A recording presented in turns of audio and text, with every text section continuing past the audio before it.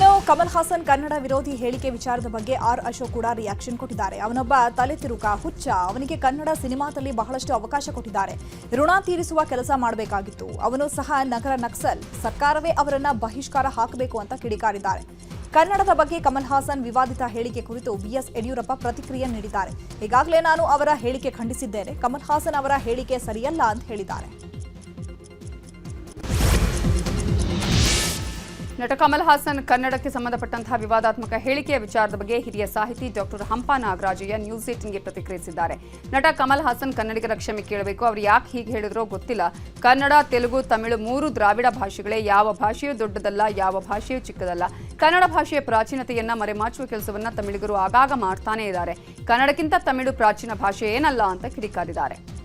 Film chamber ಅಧ್ಯಕ್ಷ ನರಸಿಂಹಲು ಕೂಡ ಕಮಲ್ ಹಾಸನ್ ಹೇಳಿಕೆಯನ್ನು ಖಂಡಿಸಿದ್ದಾರೆ. ನಾಳೆ ಎಲ್ಲಾ ವಿತರಕರು, ಪ್ರದರ್ಶಕರನ್ನ ಕರೆದು ಸಿನಿಮಾ ಬಿಡುಗಡೆ ಬಗ್ಗೆ ತೀರ್ಮಾನ ಮಾಡ್ತೇವೆ. ತಮಿಳಿನಿಂದಲೇ ಕನ್ನಡ ಹುಟ್ಟಿರೋದು ಅಂತ ಕಮಲ್ ಹಾಸನ್ ಹೇಳಿದ್ದಾರೆ. ಅದು ಯಾವ ರೀತಿಯಾಗಿ ಇತಿಹಾಸ ತಿಳ್ಕೊಂಡು ಮಾತಾಡಿದ್ರು ನಮಗಂತೂ ಗೊತ್ತಿಲ್ಲ. ಅವ್ರ ಮೇಲೆ ಅಪಾರವಾದ ಗೌರವ ಇದೆ, ಆದರೆ ಇಂತಹ ಹೇಳಿಕೆ ಕೊಡೋದು ಸರಿಯಲ್ಲ. ಈ ವಿಚಾರವಾಗಿ ನಾಳೆ ಫಿಲ್ಮ್ ಚೇಂಬರ್ನಲ್ಲಿ ಅಂಗಸಂಸ್ಥೆಗಳ ಜೊತೆ ಸಭೆ ಮಾಡಿ ತೀರ್ಮಾನ ಕೈಗೊಳ್ತೇವೆ ಅಂತ ಹೇಳಿದ್ದಾರೆ. ಕಮಲ್ ಹಾಸನ್ ಹೇಳಿಕೆ ಕರ್ನಾಟಕದಲ್ಲಿ ಬೆಂಕಿಯ ಕಿಚ್ಚನ್ನ ಹೊತ್ತಿಸಿದೆ. ಆದರೆ ಕಮಲ್ ಹಾಸನ್ ಮಾತ್ರ ಈ ಬಗ್ಗೆ ಕ್ಷಮೆ ಕೇಳುವ ನಿರ್ಧಾರ ಮಾಡದೆ ನಾನು ಕ್ಷಮಾಪಣೆ ಕೇಳೋದಿಲ್ಲ ಅನ್ನುವ ಧಿಮಾಕನ್ನ ಪ್ರದರ್ಶನ ಮಾಡಿದ್ದಾರೆ. What I say is right. There's a third angle to it. That's what I said. The scholars and language experts, they will say they both are right, but they must decide where they want to belong, with their family or the languages that came from the north. That's up to you. It's a democratic country. This is not an answer. This is an explanation. Love will never apologize. Love will never apologize. ಬೋಕರ್ ಪ್ರಶಸ್ತಿ ವಿಜೇತೆ ಬಾನು ಮುಷ್ತಾಕ್ ಅವರನ್ನ ವಿಮಾನ ನಿಲ್ದಾಣದಲ್ಲಿ ಸ್ವಾಗತಿಸಿದ ಬಳಿಕ ಅಭಿನಂದನಾ ಕಾರ್ಯಕ್ರಮ ಏರ್ಪಡಿಸಲಾಗಿತ್ತು. ಕರ್ನಾಟಕ ಕಾರ್ಯನಿರತ ಪತ್ರಕರ್ತರ ಸಂಘದಿಂದ ಅಭಿನಂದನೆ ಸಲ್ಲಿಸಲಾಗಿದ್ದು, ಗಾಂಧಿ ಭವನದ ಸಭಾಂಗಣದಲ್ಲಿ ಕಾರ್ಯಕ್ರಮ ನಡೀತಾ ಇದ್ದು, ಕನ್ನಡದ ಬಗ್ಗೆ ಬಾನು ಮುಷ್ತಾಕ್ ಅಭಿಮಾನ ಮೆರೆದಿದ್ದಾರೆ. ಬುಕ್ಕರ್ ಅಂದ್ರೆ ಏನು ಅಂತ ನನಗೆ ಗೊತ್ತಿರಲಿಲ್ಲ. ಆಮೇಲೆ ನನಗೆ ಒಂದೇ ಒಂದು ಆಸೆ ಏನಿತ್ತು ಅಂತ ಹೇಳಿದ್ರೆ, ನನ್ನ ಕೃತಿಗಳು ಇಂಗ್ಲಿಷ್ಗೆ ಅನುವಾದ ಆಗಬೇಕು, ಮತ್ತೆ ನನಗೆ ಹೆಚ್ಚು ಓದುಗರು ಸಿಗಬೇಕು.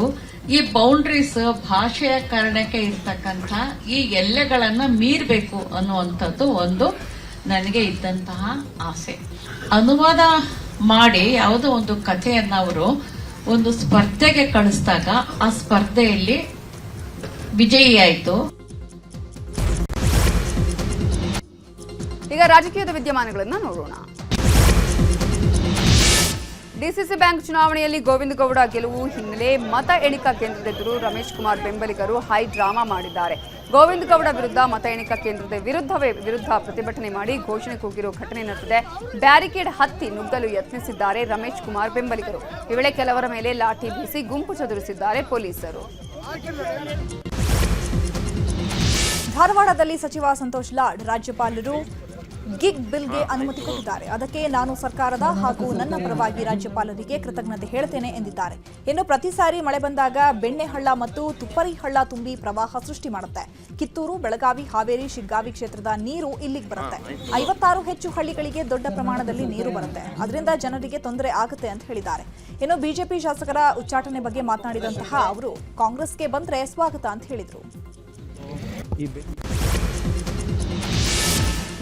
ರಾಜ್ಯ ಸರ್ಕಾರದಿಂದ ದ್ವೇಷದ ರಾಜಕಾರಣದ ಬಗ್ಗೆ ದಾಖಲೆ ಸಮೇತ ಆರೋಪ ಮಾಡಿದ್ದಾರೆ. ಚನ್ನಪಟ್ಟಣ ಬಮೂಲ್ ನಿರ್ದೇಶಕ ಸ್ಥಾನದ ಚುನಾವಣೆ ವೇಳೆ ಜೆಡಿಎಸ್ ಬೆಂಬಲಿತ ಪರಾಜಿತ ಅಭ್ಯರ್ಥಿ ಎಚ್ಸಿ ಜಯಮುತ್ತು ಸುದ್ದಿಗೋಷ್ಠಿ ನಡೆಸಿದ್ದು, ಕಾಂಗ್ರೆಸ್ ನಾಯಕರಿಂದ ಅಧಿಕಾರ ದುರ್ಬಳಕೆಯಾಗಿರುವ ಆರೋಪ ಕೇಳಿಬಂದಿದೆ. ಎಐಸಿಸಿ ಅಧ್ಯಕ್ಷ ಮಲ್ಲಿಕಾರ್ಜುನ ಖರ್ಗೆ ಹೇಳಿಕೆಗೆ ಸ್ವಾಮೀಜಿಗಳು ಆಕ್ರೋಶ ವ್ಯಕ್ತಪಡಿಸಿದ್ದಾರೆ. ಬೀದರ್ನಲ್ಲಿ ಸುದ್ದಿಗೋಷ್ಠಿ ನಡೆಸಿ ಆಕ್ರೋಶ ಹೊರಹಾಕಿದ ಸ್ವಾಮೀಜಿಗಳು ಬೇಡ ಜಂಗಮ ಸಮುದಾಯದ ಕುರಿತು ಸಾಧನಾ ಸಮಾವೇಶದಲ್ಲಿ ಮಾತನಾಡಿದಂತಹ ಎಐಸಿಸಿ ಅಧ್ಯಕ್ಷ ಖರ್ಗೆ ಹೇಳಿಕೆಗೆ ಖರ್ಗೆ ಮಾತನಾಡಿದ್ದು ಖಂಡನೀಯ ಅಂತ ಹೇಳಿದ್ದಾರೆ. ಸಚಿವ ಸಂಪುಟ ಉಪಸಮಿತಿ ಸಭೆ ಮುಕ್ತಾಯ ಆಗಿದೆ. ವಿಧಾನಸೌಧದ ಸಮಿತಿ ಕೊಠಡಿಯಲ್ಲಿ ಸಿಎಂ ಅಧ್ಯಕ್ಷತೆಯಲ್ಲಿ ನಡೆದ ಸಭೆಯಲ್ಲಿ ಡಿಸಿಎಂ ಡಿಕೆ ಶಿವಕುಮಾರ್, ಸಚಿವ ಪ್ರಿಯಾಂಕ್ ಖರ್ಗೆ, ಎಂಬಿ ಪಾಟೀಲ್ ಭಾಗಿಯಾಗಿದ್ದರು.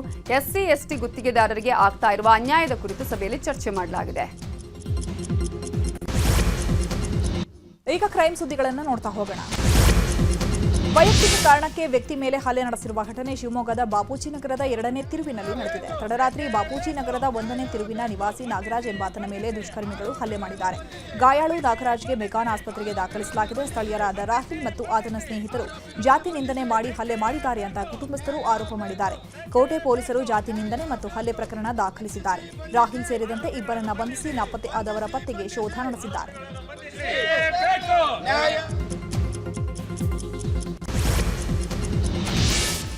ಕಲಬುರಗಿ ಜಿಲ್ಲೆಯ ಜೇವರ್ಗಿ ಪಟ್ಟಣದ ಹೊರವಲಯದಲ್ಲಿ ಬಾರ್ ಮಾಲೀಕ ಹಾಗೂ ಗ್ರಾಹಕರ ನಡುವೆ ಮಾರಾಮಾರಿ ನಡೆದಿದ್ದು, ದುರ್ಗಾ ಬಾರ್ ಮಾಲೀಕ ಸಂತೋಷ್ ಗುತ್ತಿದಾರ್ ಅನ್ನುವತನಿಂದ 3 ಮೇಲೆ ಹಲ್ಲೆಯಾಗಿದೆ. ಊಟಕ್ಕೆ ಬಂದಿದ್ದ ವಿಶ್ವನಾಥ್, ನಿಂಗಣ್ಣ ಹಾಗೂ ರವಿ ಮೇಲೆ ಹಲ್ಲೆ ನಡೆಸಲಾಗಿದ್ದು, ಹಲ್ಲೆಯ ವಿಡಿಯೋ ಸಾಮಾಜಿಕ ಜಾಲತಾಣದಲ್ಲಿ ವೈರಲ್ ಆಗಿದೆ. ಈ ಕುರಿತು ಜೇವರ್ಗಿ ಪೊಲೀಸ್ ಠಾಣೆಯಲ್ಲಿ ಪ್ರಕರಣ ದಾಖಲಾಗಿದೆ.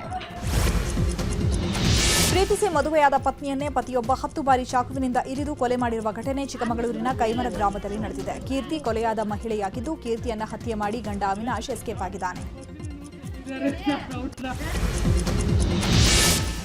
ಶೂಟಿಂಗ್ಗೆ ವಿದೇಶಕ್ಕೆ ತೆರಳಲು ಅನುಮತಿಯನ್ನು ಕೋರಿ ದರ್ಶನ್ ಸಲ್ಲಿಸಿದ ಅರ್ಜಿಯ ವಿಚಾರಣೆ ಇವತ್ತು ನಡೆಯಿತು. 64ನೇ ಸಿಸಿಎಚ್ ಕೋರ್ಟಲ್ಲಿ ವಿಚಾರಣೆ ನಡೆದಿದ್ದು, ದರ್ಶನ್ ಪರವಾಗಿ ವಕೀಲ ಲಕ್ಷ್ಮೀಕಾಂತ್ ವಾದ ಮಂಡಿದ್ದು, ದರ್ಶನ್ ಚಿತ್ರನಟ ಆಗಿದ್ದು ನಟನೆಯಷ್ಟೇ ಅವರ ದುಡಿಮೆಯಾಗಿದೆ.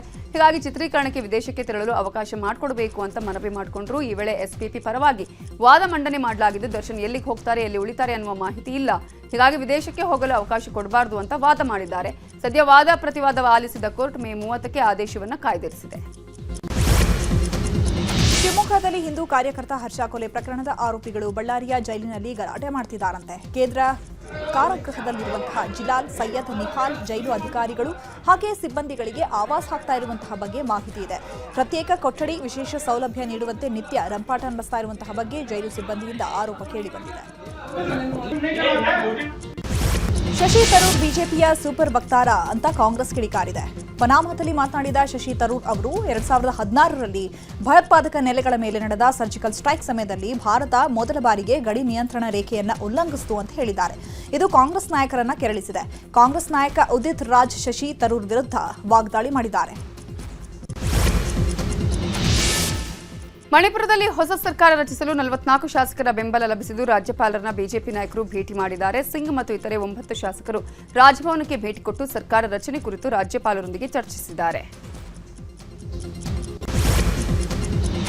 ಆಪರೇಷನ್ ಸಿಂಧೂರ್ ಬಗ್ಗೆ ಸಾಮಾಜಿಕ ಮಾಧ್ಯಮದಲ್ಲಿ ವಿವಾದಾತ್ಮಕ ಪೋಸ್ಟ್ ಹಾಕಿದ ಆರೋಪ ಹೊತ್ತಿರುವ ಅಶೋಕ ವಿಶ್ವವಿದ್ಯಾಲಯದ ಪ್ರಾಧ್ಯಾಪಕ ಅಲಿ ಖಾನ್ ಅವರ ಮಧ್ಯಂತರ ಜಾಮೀನು ಅವಧಿಯನ್ನು ಸುಪ್ರೀಂ ಕೋರ್ಟ್ ವಿಸ್ತರಿಸಿದೆ.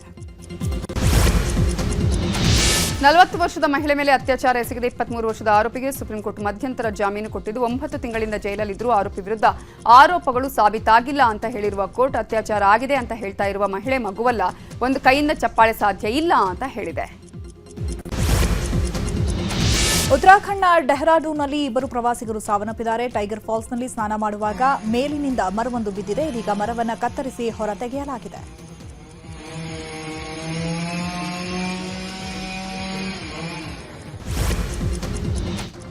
ಅಂತಾರಾಷ್ಟ್ರೀಯ ಮಟ್ಟದ ಸುದ್ದಿಯನ್ನು ನೋಡೋಣ. ವಿದೇಶ ಸುದ್ದಿಯಲ್ಲಿ ಆಪರೇಷನ್ ಸಿಂಧೂರ ಕುರಿತಂತೆ ಮಾಹಿತಿ ನೀಡಲು ಭಾರತದ ನಿಯೋಗ ಬೇರೆ ಬೇರೆ ರಾಷ್ಟ್ರಗಳಿಗೆ ತೆರಳಿದ್ದು, ಜೆಡಿಯು ಮುಖಂಡ ಸಂಜಯ್ ಝಾ ನೇತೃತ್ವದ ತಂಡ ಸಿಂಗಾಪುರ ಭೇಟಿ ಮುಗಿಸಿ ಇಂಡೋನೇಷ್ಯಾಗೆ ಪ್ರಯಾಣ ಬೆಳೆಸಿದೆ.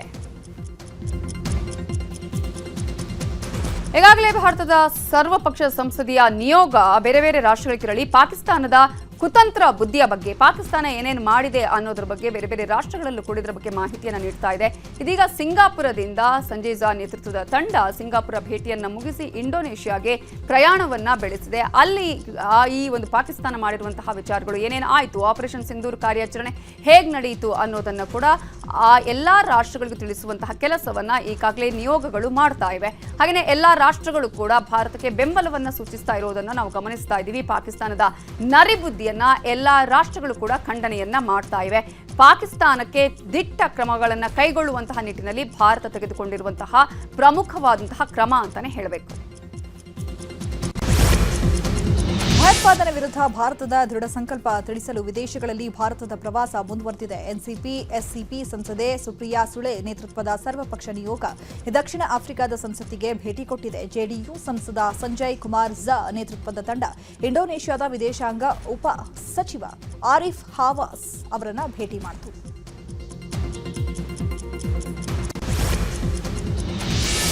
ಗುಲಾಂ ನಬಿ ಆಜಾದ್ ಅವರ ಆರೋಗ್ಯದಲ್ಲಿ ಏರುಪೇರಾಗಿದೆ. ಕುವೈತ್ನಲ್ಲಿ ಆಸ್ಪತ್ರೆಗೆ ದಾಖಲಿಸಲಾಗಿದೆ. ಕುವೈತ್ನಲ್ಲಿ ಆಜಾದ್ ಅವರ ಆರೋಗ್ಯ ಕೈಕೊಟ್ಟಿದ್ದು ಆಸ್ಪತ್ರೆಗೆ ಅವರನ್ನು ದಾಖಲಿಸಲಾಗಿದೆ.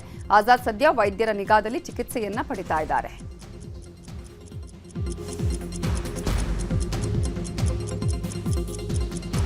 ಗುಲಾಂ ನಬಿ ಆಜಾದ್ಗೆ ಅನಾರೋಗ್ಯ ಇರುವಂತಹ ಹಿನ್ನೆಲೆಯಲ್ಲಿ ಈಗಾಗಲೇ ಅವರನ್ನ ಆಸ್ಪತ್ರೆಗೆ ದಾಖಲಿಸಲಾಗಿದೆ. ಕುವೈತ್ನಲ್ಲಿರುವಂತಹ ಆಸ್ಪತ್ರೆಗೆ ದಾಖಲಿಸಿ ಅವರಿಗೆ ಚಿಕಿತ್ಸೆಯನ್ನ ನೀಡಲಾಗ್ತಾ ಇದೆ. ಈಗಾಗಲೇ ಚಿಕಿತ್ಸೆಗೆ ಸ್ಪಂದಿಸುತ್ತಿದ್ದಾರೆ ಅನ್ನುವಂತಹ ಮಾಹಿತಿಗಳು ಕೂಡ ಲಭ್ಯ ಆಗ್ತಾ ಇದ್ದು ಅವರಿಗೆ ಅನಾರೋಗ್ಯ ಇರುವಂತಹ ಹಿನ್ನೆಲೆಯಲ್ಲಿಯೇ ಈಗ ಅವರನ್ನ ಆಸ್ಪತ್ರೆಗೆ ದಾಖಲಿಸಲಾಗಿದೆ.